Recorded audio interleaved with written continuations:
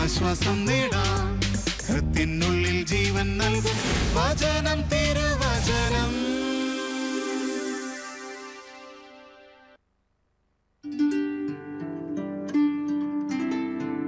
ഈശോ മിശിഹായിക്ക് സ്തുതിയായിരിക്കട്ടെ.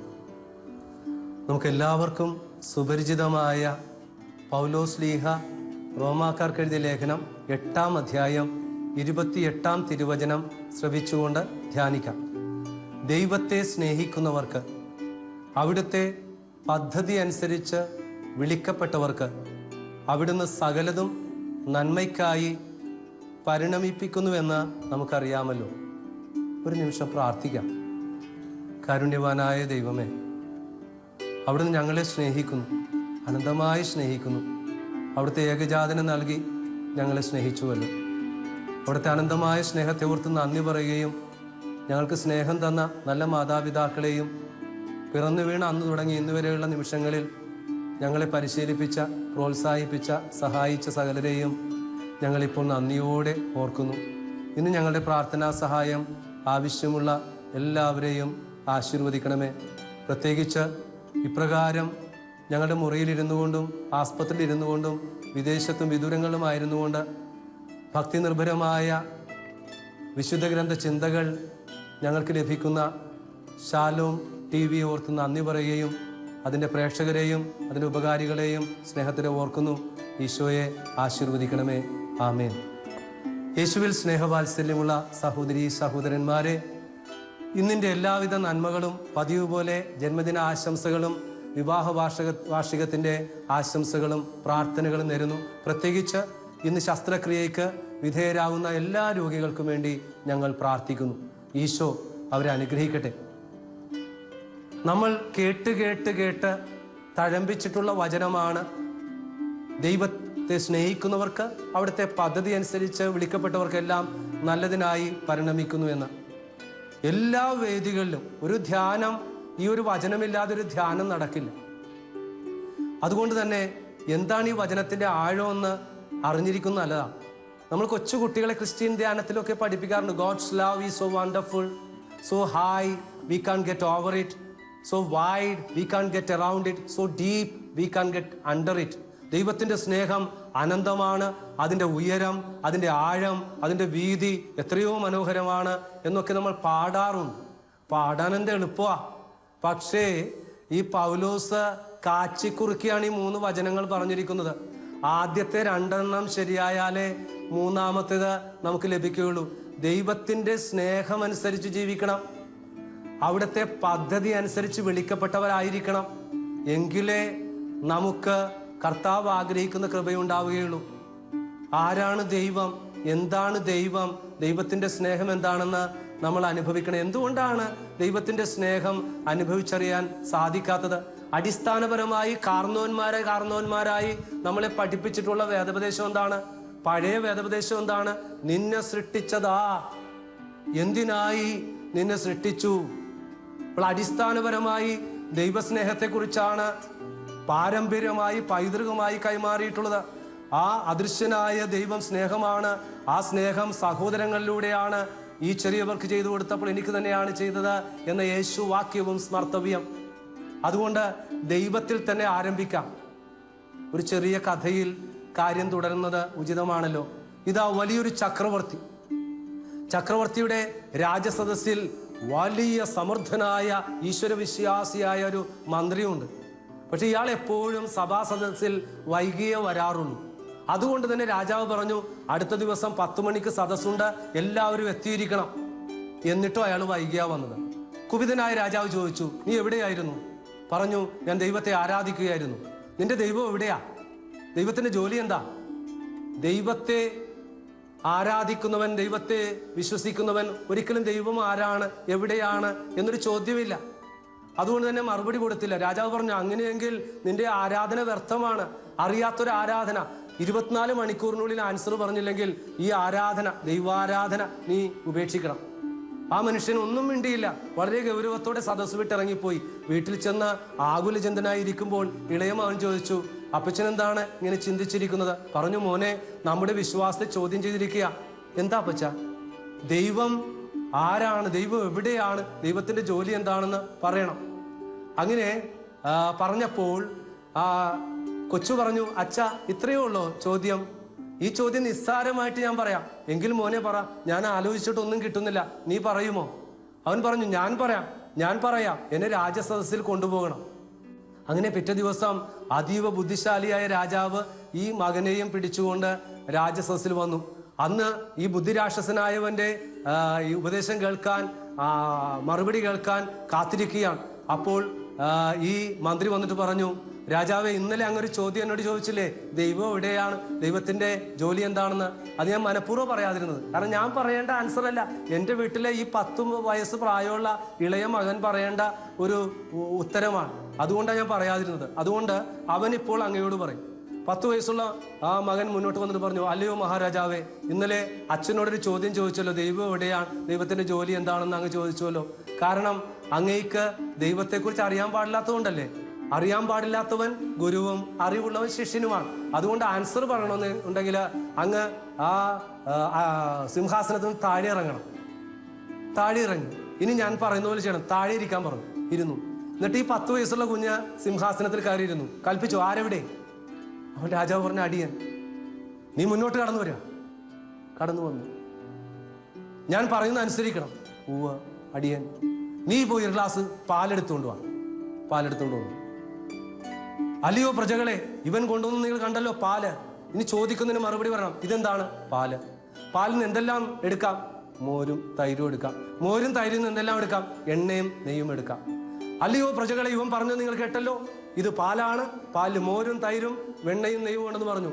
അതുകൊണ്ട് ഇപ്പോൾ തന്നെ ഈ പാലിൽ നിന്ന് മോരും തൈരും വെണ്ണയും നെയ്യും എനിക്ക് എടുത്തു തരണം. രാജാവ് പറഞ്ഞു, അത് സാധിക്കില്ല. എങ്കിൽ എൻ്റെ അച്ഛനോട് ചോദിച്ചില്ലേ, അതിന്റെ ഉത്തരം അത് തന്നെയാ, ദൈവം എവിടെയാണെന്ന് ചോദിച്ചില്ലേ. ഈ പാലിൽ മോരും തൈരും വെണ്ണയും നെയ്യും ഉണ്ടെന്നൊക്കെ നീ പറഞ്ഞല്ലോ, പെട്ടെന്ന് എടുക്കാൻ പറ്റുമോ? അതിന് ചില പ്രക്രിയയുണ്ട്. പാൽ ഉറയിടണം, അത് കലക്കണം, അത് പല പ്രക്രിയയിലൂടെയാണ് ഈ മോരും തൈരും വെണ്ണയും നെയ്യും എടുക്കുന്നത്.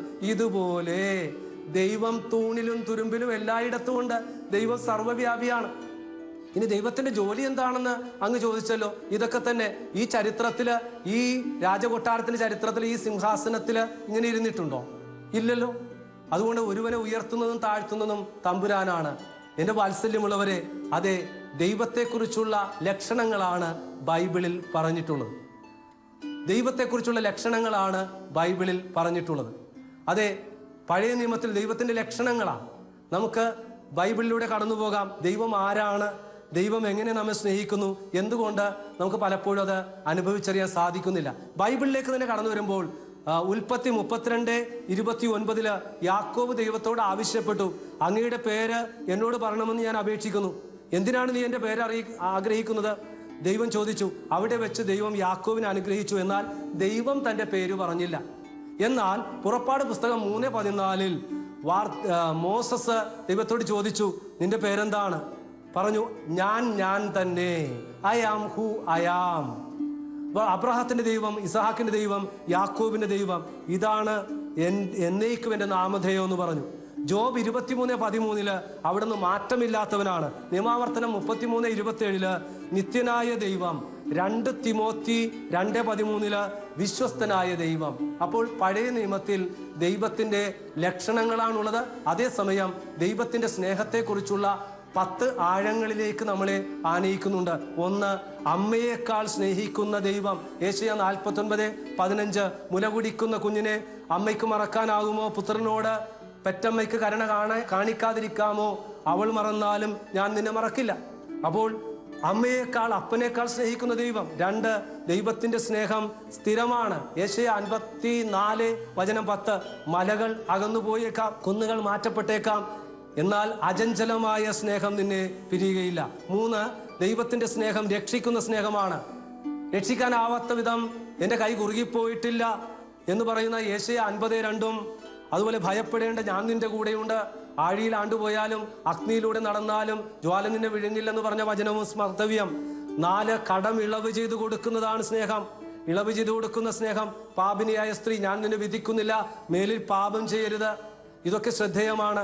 ഇനി 5, പദ്ധതിയിടുന്ന ദൈവമാണ്. എനിക്ക് നിന്നെക്കുറിച്ചൊരു പദ്ധതിയുണ്ട്. തുടരുന്നു ജെറമയ 29:11 വചനങ്ങൾ. ഇനിയും ആറാമതായി ദൈവത്തിന്റെ സ്നേഹം വ്യക്തിപരമായ സ്നേഹമാണ്. ഉള്ളം കൈയിൽ കൊത്തിയിരിക്കുന്നു. നിന്നെ തലയിലെ ഓരോ മുടി പോലും കൊഴിയുന്നതും കറക്കുന്നതും ഞാൻ അറിയുന്നു. ബെത്സയിദാ കുളക്കരെ കിടക്കുന്ന രോഗിയുടെ അടുക്കിലേക്ക് കടന്നു വന്നതും ദൈവത്തിന്റെ വ്യക്തിപരമായ സ്നേഹമാണ്. ഇനി അടയാളങ്ങളിലൂടെ സ്നേഹിക്കുന്ന ദൈവമാണ് ഏഴാമതായി കാണുന്നത്. അതെ, സൂസന്ന തെറ്റിദ്ധരിക്കപ്പെട്ടപ്പോൾ ഇതാ ദൈവം അയച്ചത് ആരെയാണ്? ദാനിയേൽ പ്രവാചകൻ അയക്കുന്നു.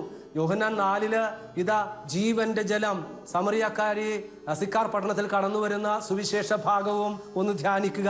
8 പുത്രന് നൽകുന്ന സ്നേഹം, തൻ്റെ ഏകജാതനെ നൽകുവാൻ തക്കവിധം നമ്മെ അത്രമാത്രം സ്നേഹിച്ചു.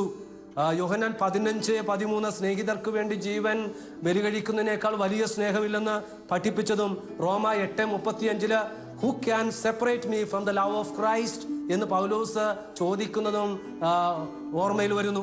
9 ആത്മാവിനെ നൽകുന്ന സ്നേഹമാണ്. യോഹന്നാൻ 14 ഞാൻ നിങ്ങളെ അനാഥരായിട്ട് വിടുകയില്ല, ഞാനൊരു ആശ്വാസദായകനെ അയക്കും എന്ന വചനവും ശ്രദ്ധേയം. അവസാനമായി നമ്മെ പുത്രന്മാരും പുത്രിമാരുമാക്കി മാറ്റുന്ന ദൈവത്തിന്റെ സ്നേഹം. അതെ, ഞാൻ പറഞ്ഞു വച്ചത് പഴയ നിയമത്തിലെ സ്നേഹിക്കുന്ന ദൈവം, എന്നാൽ പലപ്പോഴും ശിക്ഷിക്കുന്ന ദൈവമായിട്ടാണ് നമ്മൾ മനസ്സിലാക്കുക. നമ്മളെ പറഞ്ഞു പഠിപ്പിച്ചേക്കണ എങ്ങനെ? കൈകൂപ്പി പിടിക്കുക, മുട്ടുകുത്തി നിൽക്കുക, തമ്പായീശോ തല്ലും കുത്തും ചവിട്ടും. ഈ പലപ്പോഴും കുഞ്ഞുങ്ങളെ ഒരു ഭയപ്പെടുത്തുന്ന രീതിയിലാണ് പഠിപ്പിച്ചു വയ്ക്കുക. ശിക്ഷിക്കുന്ന ദൈവത്തെക്കുറിച്ചൊക്കെയാണ് പറയുക. അതുകൊണ്ടാണ് ബൈബിളിലെ പഴയ നിയമത്തിൽ ദൈവത്തിനെ പേര് വിളിക്കുന്നില്ലല്ലോ. എന്നാൽ പുതിയ നിയമത്തിലേക്ക് കടന്നു വരുന്നവരാണ്. ദൈവത്തിന്റെ പദ്ധതി അനുസരിച്ച് വിളിക്കപ്പെട്ടവർക്ക് എന്നൊരു വചനം വളരെ ശ്രദ്ധേയമാണ്. അതിനു മുൻപ് എന്തുകൊണ്ടാണ് ദൈവസ്നേഹം നമുക്ക് ഗ്രഹിക്കാൻ കഴിയാതെ പോകുന്നത് എന്ന് റോമ 8:15-16 പറയുന്നുണ്ട്. നമ്മുടെ ജീവിതത്തിൽ ജീവിത ക്ലേശങ്ങൾ വരും. ജീവിത ക്ലേശങ്ങൾ പലപ്പോൾ കടക്കണിയായിരിക്കാം, അല്ലെങ്കിൽ അനാരോഗ്യമായിരിക്കാം, പെട്ടെന്നുണ്ടായ രോഗമായിരിക്കാം, ഒരു പ്രകൃതിക്ഷോഭമായിരിക്കാം, പലതും തെറ്റിദ്ധാരണയായിരിക്കാം. ജീവിത ക്ലേശങ്ങൾ, അനർത്ഥങ്ങൾ, രോഗങ്ങൾ, വേർപാടുകളൊക്കെ കടന്നു വരുമ്പോൾ നമ്മൾ പലപ്പോഴും ഞാൻ ഇത്രയും ദൈവത്തെ വിളിച്ചിട്ട് എനിക്ക് ഇങ്ങനെ സംഭവിച്ചല്ലോ, അല്ലെങ്കിൽ ഞാൻ പള്ളിയിൽ വന്ന് ഇതെല്ലാം ചെയ്തിട്ട് സംഭവിച്ചല്ലോ, എൻ്റെ അപ്പം മരിച്ചു പോയല്ലോ, ഇങ്ങനെ വിശ്വാസം ഉപേക്ഷിച്ച് പോകുന്ന ധാരാളം വ്യക്തികളുണ്ട്. സഭ വിട്ടു പോകുന്ന വ്യക്തികളുണ്ട്. അപ്പോൾ ജീവിത ക്ലേശങ്ങൾ. 2 സമ്പത്താണ്. സമ്പത്തിൽ ദൈവത്തെ മറന്നുപോകുന്ന ഭോഷനായ ധനവാന്റെ ഉപമയൊക്കെ ശ്രദ്ധേയം. ഇനി സുഖഭോഗങ്ങളാണ്. ഇന്ന് ഏറ്റവും കൂടുതൽ സംഭവിക്കുന്ന എന്താണ്? സുഖഭോഗങ്ങൾ വന്നു, മാധ്യമങ്ങൾ വന്നു. പണ്ട് റേഡിയോ ഉണ്ടായിരുന്നില്ല, ടേപ്പ് റെക്കോർഡർ ഉണ്ടായിരുന്നില്ല, TV ഉണ്ടായിരുന്നില്ല, ചാനലുകൾ ഉണ്ടായിരുന്നില്ല. ഇതെല്ലാം ഇങ്ങനെ വന്നു കഴിഞ്ഞപ്പോഴോ സുഖഭോഗങ്ങൾ വന്നു. മദ്യം, മയക്കുമരുന്ന്, പാൻപരാഗ്, ഹാൻഡ്സ്, അതുപോലെ തന്നെ പർവ്വതത്തിലുള്ള മോശമായ ചിത്രങ്ങൾ, ഇങ്ങനെ സുഖഭോഗങ്ങൾ വന്നു കഴിഞ്ഞപ്പോൾ ദൈവത്തെ മറന്നു. കാരണം സമ്പത്തിൽ മറന്നു പോകുന്ന മനുഷ്യൻ ദൈവസ്നേഹം അനുഭവിക്കാൻ സാധിക്കുകയില്ല. മറിച്ച് ദൈവസ്നേഹം അനുഭവിക്കണമെങ്കിൽ പദ്ധതി അനുസരിച്ച് വരണം. ദൈവത്തിന്റെ പദ്ധതി അനുസരിച്ച് വിളിക്കപ്പെട്ടവർക്കാ. ജെറമ്യായുടെ പുസ്തകം 29-11 എനിക്ക് നിന്നെക്കുറിച്ച് ഒരു പദ്ധതിയുണ്ട്, അത് നാശത്തിനല്ല ക്ഷേമത്തിന് വേണ്ടിയിട്ടുള്ള പദ്ധതിയാണ് എന്ന് ജെറമ്യ പറയുന്നത് ശ്രദ്ധേയം. ജെറമ്യ വെറുതെ പറഞ്ഞതല്ല. ജെറമ്യായുടെ പുസ്തകം 18 കുശവന്റെ ആലയിൽ കൊണ്ടുപോയി കർത്താവ് ബോധ്യപ്പെടുത്തിയാണ്. മൺകൂട ഉടഞ്ഞു പോകുന്ന രണ്ടാമത് മെനയുന്നു. അപ്പോൾ ദൈവമാണ് നമ്മളെ മെനയുന്നതും ദൈവമാണ് നമ്മളെ നിയോഗിക്കുന്നതും. അപ്പോൾ പദ്ധതിയുള്ള ജീവിതം കാണണം. അബ്രഹാം തുടങ്ങി അൽഫോൺസാമ വരെ നോക്ക്. അബ്രഹാം തുടങ്ങി അൽഫോൺസാമ വരെയുള്ള സഭയുടെ ചരിത്രം നോക്കിയാൽ ഇത് സത്യം കാണാൻ സാധിക്കും. ദൈവത്തിന്റെ പദ്ധതി അനുസരിച്ച് ജീവിച്ച ആൾക്കാരാ. അബ്രഹാമായി മാറിയത് എപ്പോഴാ? വീടും നാടും എല്ലാം വിട്ട് ദൈവം കാണിച്ചിരുന്ന സ്ഥലത്തേക്ക് ചെന്നു. അപ്പോഴാണ് ദൈവം ആകാശത്തിലെ നക്ഷത്രങ്ങൾ പോലെയും കടൽത്തീരത്തെ മണൽത്തരി പോലെയും പെരുകി വർദ്ധിപ്പിക്കുമെന്ന് വാഗ്ദാനം ചെയ്തതും വാർദ്ധക്യത്തിൽ ഇസഹാക്കിനെ കൊടുത്തതും അങ്ങനെ പരമ്പരയുണ്ടായതും. അബ്രഹാം മാറിയത് ദൈവിക പദ്ധതിയോട് സഹകരിച്ചത് കൊണ്ടാണ്. നോഹും കുടുംബവും രക്ഷപ്പെട്ടത് അത് തന്നെയാ. അതുപോലെ തന്നെ ഓരോ വ്യക്തികളുടെയും ജീവിതത്തിലേക്ക് വരിക. ജോസഫിന്റെ ചരിത്രം നോക്കുക. ജോസഫ് ദൈവത്തിന്റെ പദ്ധതികൾ മനസ്സിലാക്കുകയാണ്. സ്വപ്നങ്ങൾ കാണുമ്പോഴും ദർശനം കാണുമ്പോഴും പൊട്ടക്കിണറ്റിലിട്ടപ്പോഴും 20 വെള്ളി നാണയത്തിന് വിറ്റപ്പോഴും ഫറവോന്റെ കൊട്ടാരത്തിൽ പ്രലോഭനമുണ്ടായപ്പോഴും ഒക്കെ ആ മനുഷ്യൻ കാണുന്നത് ദൈവത്തിന്റെ പദ്ധതിയാണ്. എന്തൊക്കെ ദൈവം പ്ലാൻ ചെയ്തിട്ടുണ്ട്. ഞാൻ എപ്പോഴും അഭിനന്ദിക്കാറുണ്ട് ഈ സാധാരണക്കാരായിട്ടുള്ള വ്യക്തികളെ ആസ്പത്രിയിൽ ആശ്വസിപ്പിക്കാൻ വേണ്ടി പോകുമ്പോൾ, അല്ലെങ്കിൽ ചിലരൊക്കെ കണ്ടു കിട്ടുമ്പോൾ അവരെപ്പോഴും പറയും എന്തൊക്കെ ദൈവം കണ്ടിട്ടുണ്ട് അച്ഛാ, ദൈവം എന്തൊക്കെ കണ്ടിട്ടുണ്ട്. എൻ്റെ മകളിങ്ങനെ വഴിപിഴച്ചത് പോയത് കൊണ്ടല്ലേ ഞാൻ ദൈവത്തെ അറിഞ്ഞത് എന്ന് പറഞ്ഞ് വഴിപിഴച്ചു പോകാനുള്ള ഗ്യാരണ്ടി അല്ല ഉദ്ദേശിച്ചത്. മറിച്ച് ആ സ്ത്രീ കാണുന്നത് അവിടെ ഒരു പദ്ധതി ഉണ്ടായിരുന്നു. എൻ്റെ ചേട്ടന് ഇങ്ങനെ ഒരു അപകടം ഉണ്ടായപ്പോഴാണ് പള്ളിയിൽ വരാൻ തുടങ്ങിയത്. പള്ളിയിൽ അന്ന് വന്നത് ആ കർമ്മത്തിന് വേണ്ടി മാത്രം വന്നു, അല്ലാതെ വേറെ ഒന്നിനും വന്നിട്ടില്ല. അന്ന് കെട്ടുകുമ്പസാരം കഴിഞ്ഞിട്ട് പിന്നെ കുമ്പസാരിച്ചിട്ടില്ല. ഇത്രയും വർഷം കഴിഞ്ഞ് കുമ്പസാരിക്കാൻ ഇടയായത് ഈ അപകടം ഉണ്ടായതുകൊണ്ടല്ലേ അച്ഛാ? ഈ സാധാരണക്കാരായിട്ടുള്ള വ്യക്തികള് എല്ലാറ്റിലും, സംഭവിച്ചതിലും സംഭവിക്കുന്നതിലും സംഭവിക്കാതിരിക്കുന്നതിലൊക്കെ പറയുന്നൊരു വാക്ക് എപ്പോഴും വൈദികരായ ഞങ്ങളെ കോരിത്തരിപ്പിച്ചിട്ടുണ്ട്. ചിന്ത തുടർന്നോട്ടെ. ഇങ്ങനെ ഓരോ വഴികളിലൂടെ വിശുദ്ധ ഗ്രന്ഥത്തിലെ വ്യക്തികളിലൂടെ കടന്നു പോകുമ്പോൾ ജോബിനും സൂസന്നയ്ക്കും ജോസഫിനും വലിയ തോബിയാസിനും കൊച്ചു തോബിയാസിനും ഒക്കെ ദൈവിക പദ്ധതികൾ കാണാൻ സാധിക്കും. ഇനി മാതാവിന്റെ ചരിത്രം എടുക്കുക. മാതാവിനോട് ഗബ്രിയേൽ ദൂതൻ പറഞ്ഞപ്പോൾ മാതാവ് അസ്വസ്ഥയായി. കാരണം ഒരാളോട് വിവാഹം നിശ്ചയം ചെയ്തിരിക്കുക, അതാണ് പദ്ധതി എന്നാണ് അവൾ കരുതിയത്. അപ്പോൾ അതല്ല പദ്ധതി. ദൈവത്തിന്റെ പദ്ധതി അനുസരിച്ച് നിന്നെ വിളിച്ചിരിക്കുന്നു, നീ കൃപ നിറഞ്ഞവളാണ് എന്നിട്ടൊരു സാക്ഷ്യം പറഞ്ഞപ്പോഴല്ലേ മാതാവ് ഇതാ കർത്താവിന്റെ ദാസി എന്ന് ഉര ചെയ്തത്. ഇനിയും ഞാൻ നിങ്ങളെ മനുഷ്യരെ പിടിക്കുന്നവരാക്കാം. വഞ്ചി പുൽപ്പിറ്റായി കൊടുത്ത പത്രോസ്, കർത്താവ് പ്രഘോഷിക്കുവാനായിട്ട് എടുത്ത പുൽപ്പിറ്റാണ് പത്രോസിന്റെ വഞ്ചി. വഞ്ചി കൊടുത്തതിന് കൂലിയും കൊടുത്തു കർത്താവ്. അത് വല നിറയെ കൊടുത്തു. അപ്പോൾ അതൊരു ഉൾവെളിച്ചമായി. കാലെ കെട്ടി വിട്ടു പറഞ്ഞു, പാപിയായി എന്നെ വിട്ടിട്ട് പോണമേ. അപ്പോൾ പദ്ധതി അനുസരിച്ച് കർത്താവ് വിളിക്കണേ, ഇടാ മോനെ, നീ ഇത്രയും നാൾ മത്സ്യമല്ലേ പിടിച്ചത്, നിന്നെ ഞാൻ വേറെ ടെക്നിക്ക് ഞാൻ പറഞ്ഞുതരാം, മനുഷ്യരെ പിടിക്കുന്ന ഒരാക്കാം. വല തുന്നിക്കൊണ്ടിരിക്കുക. അവിടെ വന്നിട്ട് പറഞ്ഞു, വാ. ചുങ്കസ്ഥലത്തിരുന്ന മത്തായിടും പറഞ്ഞു, എന്നെ അനുഗമിക്കുക. അവൾ എന്തൊരു പവറാണ് ഇങ്ങനെ വിളിക്കുന്ന പവർ. അത് പദ്ധതിയുടെ പവറാ. സഖ്യവൂസ് താഴെ ഇറങ്ങും, പദ്ധതിയാ. സാമുവേൽ എന്ന് വിളിക്കുന്നത് പദ്ധതിയാ. നോഹായെ വിളിക്കുന്ന പദ്ധതിയാ. അപ്പൊ ദൈവത്തിന്റെ പദ്ധതി അനുസരിച്ച് വിളിക്കുക. ഡെമാസ്കസിലേക്ക് പോയ സാവൂളിനെ കർത്താവ് വിളിക്കണേ, സാവൂൾ. അത് വലിയ പദ്ധതിയാണ്. ദൈവം പദ്ധതി ചെയ്താണ്. ഇവൻ പീഡിപ്പിക്കുന്നു, ഇവനെ കൊണ്ട് തന്നെ രക്ഷിപ്പിക്കണം എന്നുള്ള പദ്ധതിയാ. അതുപോലെ തന്നെ കുത്തഴിഞ്ഞു പോയ അഗസ്തീനോസ്, അത് ദൈവം അനുവദിച്ചതാ. കാരണം ഇവൻ ലോകം എന്താണെന്ന് മനസ്സിലാക്കണം. ഈ അഗസ്തീനോസ് ലോകം എന്താണെന്ന് ചുറ്റി നടന്ന് ലോകത്തിന്റെ ക്ഷണികത ഒക്കെ മനസ്സിലായി. പിന്നീട് മനസ്സിലായി, O ancient beauty, late have I loved thee. ഓ നിതാന്ത സൗന്ദര്യമേ, നിന്നെ ഞാൻ സ്നേഹിക്കാൻ മറന്നുപോയി. പിന്നെ മനസ്സിലാക്കി, ദൈവത്തിൽ വിലയം പ്രാപിക്കുന്നത് വരെ എൻ്റെ ആത്മാവ് അസ്വസ്ഥമായിരിക്കും. കൺഫെഷൻസ് ഓഫ് സെയിന്റ് അഗസ്റ്റിൻ വായിക്കേണ്ടതാണ്. അവിടെയാണ് അഗസ്തീനോസ് ബോധ്യപ്പെട്ട് എഴുതുന്നത്. ഇത് തന്നെയാണ് നമ്മുടെ പൗലോസ് ലീഹായും പറയുന്നത്, Who can separate me from the love of Christ? നഗ്നതയോ പട്ടിണിയോ കാരാഗ്രഹമോ എന്തു വന്നാലും ഞാൻ ഭയപ്പെടില്ല. If God is for us, who can be against us? ദൈവം എന്നോട് നമ്മുടെ കൂടെയുണ്ട്, നമ്മൾ ആരെ ഭയപ്പെടണം? അത് വളരെ ശ്രദ്ധേയമാണ്. അപ്പൊ പദ്ധതി അനുസരിച്ച് വിളിക്കപ്പെട്ടവര് അതിനെക്കുറിച്ചുള്ള വലിയ ബോധ്യമുണ്ട്. ഇനി മൂന്നാമത്തേത്, എല്ലാം നല്ലതിനായി പരിണമിക്കുന്നു. എല്ലാം നല്ലതിനായി പരിണമിക്കുന്ന ചരിത്രത്തിലേക്ക് നമുക്ക് ഒന്ന് കടന്നു വരാൻ പരിശ്രമിക്കാം. നമുക്ക് തോബിയാസിനെ എടുക്കാം. കുടുംബമാണല്ലോ ഏറ്റവും നല്ലത്. തോബിയാസിന്റെ പുസ്തകം എടുക്കുക. തോബിയാസിന്റെ പുസ്തകത്തിൽ നല്ലൊരു മനുഷ്യൻ, നീതിമാനായ മനുഷ്യൻ, സൽപ്രവൃത്തികൾ ചെയ്യുന്ന മനുഷ്യൻ, രാജാവിനേക്കാൾ ഏറെ ദൈവത്തെ ഭയപ്പെടുന്ന മനുഷ്യൻ എന്നാണ് തോബിയാസിന്റെ പുസ്തകത്തിൽ പറഞ്ഞിട്ടുള്ളത്. അദ്ദേഹം വിജാതീയരുടെ ശരീരം മറവ് ചെയ്താൽ കൊന്നുകളയും. എങ്കിലും ദൈവത്തെ ഓർത്ത് അവരെയൊക്കെ ചിലപ്പോൾ വീട്ടിൽ ഒളിപ്പിച്ചു വെച്ച് അദ്ദേഹം ഈ ശവശരീരം മറവ് ചെയ്തു. ഒരിക്കലും മറവ് ചെയ്ത് അശുദ്ധനായതുകൊണ്ട് വീട്ടിലേക്ക് പ്രവേശിക്കുന്നില്ല. അദ്ദേഹത്തിന്റെ വീടിന്റെ ചാരെ കിടന്നുറങ്ങി, പുറത്ത് കിടന്നുറങ്ങി. അതിന്റെ മുകളിൽ ചേക്കേറിയ കുരുവി കാഷ്ടിച്ചിട്ടു കാഴ്ച പോയി. അപ്പൊ കാഴ്ച പോയതൊക്കെ പിന്നീട് നമുക്ക് മനസ്സിലാക്കും ദൈവത്തിന്റെ പദ്ധതിയാ. കാഴ്ച പോയെങ്കിലും ഉൾക്കാഴ്ച പോയില്ല. ഭാര്യ ഒരു ആടിനെ കൊണ്ടുവന്നു കഴിഞ്ഞപ്പോൾ ആടിന്റെ കരച്ചിൽ കേട്ടപ്പോൾ പറഞ്ഞു, എന്താടി ആട്, ഇത് നീ കട്ടുകൊണ്ടൊന്നാണോ? അപ്പോഴും ഭാര്യ പറഞ്ഞു, ഓ, മനുഷ്യന്റെ കണ്ണ് പോയിട്ടും ഇരിക്കപ്പുറത്ത് തരുന്നില്ല, മനുഷ്യന്റെ കണ്ണ് പോയിട്ടും ഇരിക്കപ്പുറത്ത് തരുന്നില്ല. ഭാര്യ നല്ല മറുപടി കൊടുത്തു. എങ്കിലും ആ മനുഷ്യൻ അതിന് പേവായ്ക്ക് പൊട്ടച്ചെവി എന്ന് പറഞ്ഞ പോലെ പ്രതികരിക്കുന്നില്ല. കൊച്ചു തോബിയാസിനെ വിളിച്ചിട്ട് പറഞ്ഞു, മോനെ, അപ്പച്ചന്റെ കാഴ്ച പോയി, നമുക്ക് ബാധ്യതകളില്ലേ, ജീവിതം തുടർന്നുകൊണ്ട് പോകണ്ടേ, ഭക്ഷിക്കാനൊക്കെ നമുക്ക് ഭക്ഷണമൊക്കെ വേണ്ടേ, പണം കിട്ടാനുണ്ട്, നീ പോകണം. അവനെക്കുറിച്ച് പറയുന്ന കണ്ണിന്റെ പ്രകാശം എന്നൊക്കെയാണ് പറയുന്നത്. ഒരു അപ്പൻ്റെ കാഴ്ച പോകുമ്പോൾ മക്കൾ അപ്പൻ്റെ കാഴ്ചയായി മാറണം. അതാണ് തോബിയാസിന്റെ പുസ്തകം പഠിപ്പിക്കുന്നത്. ഒടുവിൽ അവൻ അപ്പനെ അനുസരിച്ചപ്പോൾ എന്താ സംഭവിച്ചത്? ഒരു ഗൈഡ് വന്നു. അത് ആരാണെന്ന് അവർക്കറിയില്ല. നമുക്ക് പിന്നെ വായിച്ചു വെച്ചേക്കണ ഒരു സസ്പെൻസും ഇല്ലല്ലോ, വലിയ അതിശയവും നമുക്കില്ല. അവന് ഒരു സഹായകൻ ഗൈഡ് വന്നു.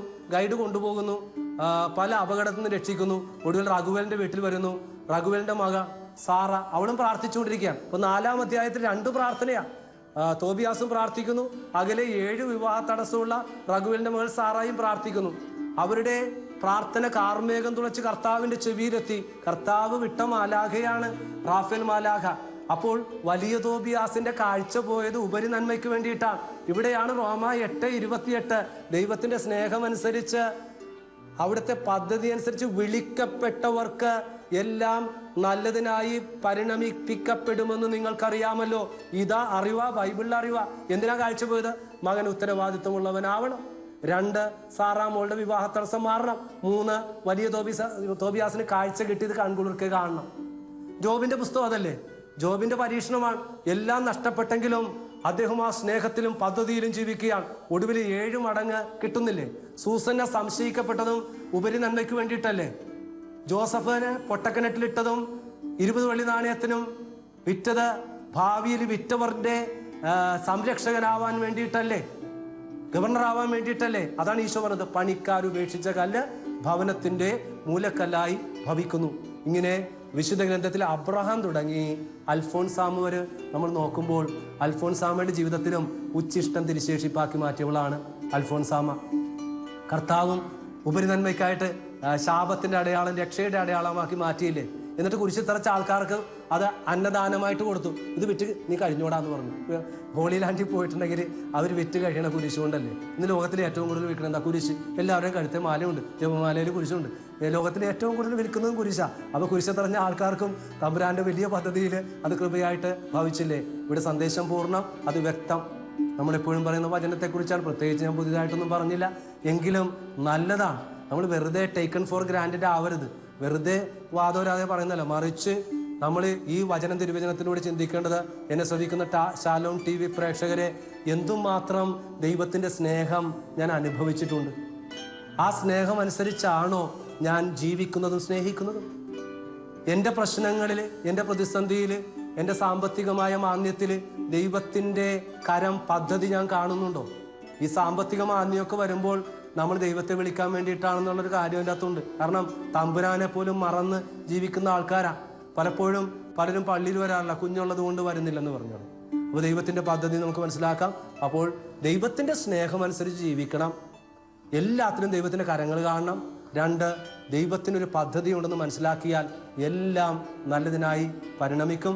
അതാണ് മത്തായി 6:33. ആദ്യം ദൈവത്തിൻ്റെ രാജ്യവും നീതിയും അന്വേഷിക്കും, അപ്പോൾ ബാക്കിയുള്ളതെല്ലാം കൂട്ടിച്ചേർക്കും. ഈ ഒരു ചിന്ത മനസ്സിൽ സൂക്ഷിച്ച് നമുക്ക് പ്രാർത്ഥിക്കാം. ദൈവമേ, എന്നും കേൾക്കുന്ന പൗലോസ്ലീഹായുടെ ഈ വിശുദ്ധമായ ആഴവും വീതിയും ഉയരവും പരപ്പുമുള്ള ഈ വചനത്തിൻ്റെ ആഴങ്ങളിലേക്ക് ഞങ്ങളെ കൂട്ടിക്കൊണ്ടുപോയതിന് നന്ദി പറയുന്നു. ദൈവമേ, ഞങ്ങളുടെ ജീവിതത്തിലേക്ക് പിന്തിരിഞ്ഞു നോക്കുവാനും എന്തുമാത്രം ദൈവം ഞങ്ങളെ സ്നേഹിക്കുന്നുവെന്ന് ഒന്ന് വിലയിരുത്തുവാനും നന്ദി പറയുവാനും ദൈവത്തിൻ്റെ പദ്ധതി മനസ്സിലാക്കിക്കൊണ്ട് മുന്നോട്ട് യാത്ര ചെയ്യുവാനും ഈ വചനം തിരുവചനത്തിലൂടെ വഴി നടത്തണമേ. ആമേൻ.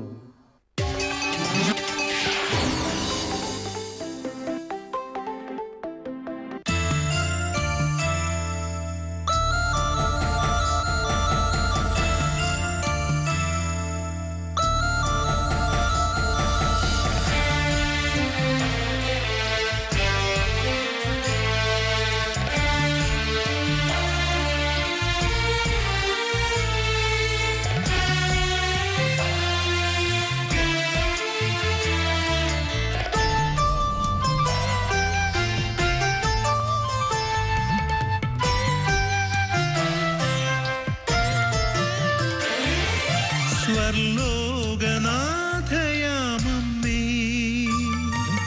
സർവേശസൂനുവിൻ മാതാവേ, സ്വർലോകനാഥയാമമ്മേ,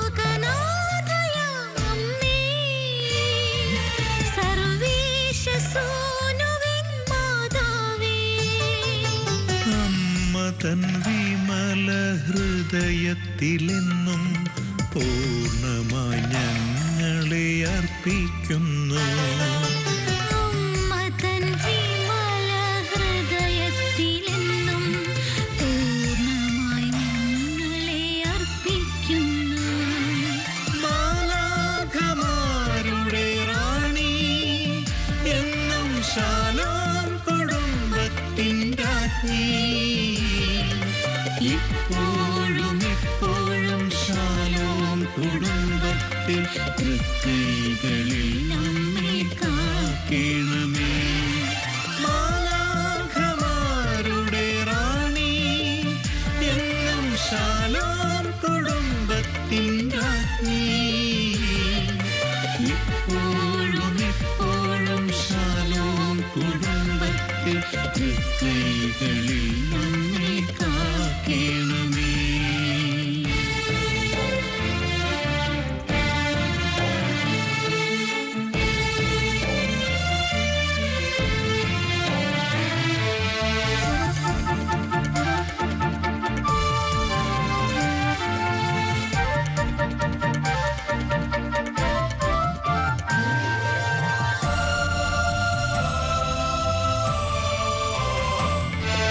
ആദ്യം ദൈവത്തിൻ രാജ്യവും നീതിയും തേടുവാൻ അമ്മേ പഠിപ്പിക്കണേ. ആദ്യം ദൈവത്തിൻ രാജ്യവും നീതിയും തേടുവാൻ അമ്മേ പഠിപ്പിക്കണേ. ആത്മശരീര വിശുദ്ധിയാൽ ഞങ്ങളെ അമ്മേ നിത്യം വളർത്തേണമേ. ആത്മശരീരവിശുദ്ധിയാൽ ഞങ്ങളെ അമ്മേ നിത്യം വളർത്തേണമേ. മാലാഖമാരുടെ റാണി, എന്നും ശാലോം കുടുംബത്തിൻ രാജ്ഞി, ഇപ്പോഴും എപ്പോഴും ശാലോം കുടുംബത്തിൽ തൃക്കൈകളിൽ നമ്മെ കാക്കണമേ.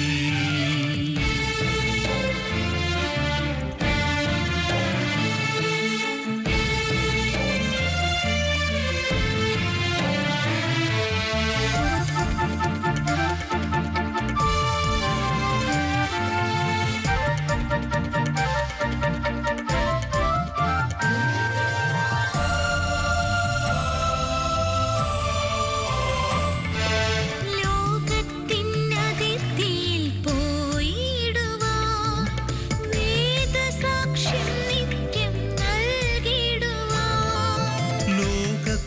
ലോകത്തിനതിർത്തിയിൽ പോയിടുവാൻ വേദസാക്ഷ്യം നിത്യം നൽകിടുവാൻ. മാധ്യമവേദിയിൽ മാധ്യസ്ഥമേകണേ മാതാവേ ഞങ്ങളെ നയിക്കണമേ. മാധ്യമവേദിയിൽ മാധ്യസ്ഥമേകണേ മാതാവേ ഞങ്ങളെ നയിക്കണമേ. മാലാഖമാരുടെ റാണി, എന്നും ശാലോം കുടുംബത്തിൻ രാജ്ഞി, ഇപ്പോഴും എപ്പോഴും ശാലോം കുടുംബത്തിൽ തൃക്കൈകളിൽ നമ്മെ കാക്കണമേ.